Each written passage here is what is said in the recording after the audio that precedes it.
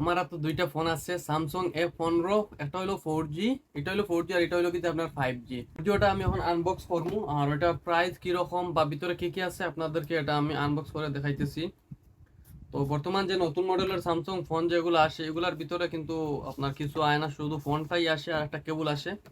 প্রথমে বক্সটা খুললাম, তারপরে আপনার এখানে আছে গিয়ে যে আপনার একটা আপনার ওই যে কি শুধু টাইপ-সি একটা চার্জার আছে অরিজিনাল। আর এই হচ্ছে আপনার মেইন ফোন কাঙ্ক্ষিত। এটা হলো কি স্যামসাং 4G, মাশাল্লাহ কালারটাও সুন্দর আছে, আমার কাছে খুব ভালো লাগতেছে। আর এই হচ্ছে সামনা, এটা হচ্ছে যে স্যামসাং A15 4G। এটার দাম হচ্ছে গিয়ে যে আপনার 460 রিয়াল।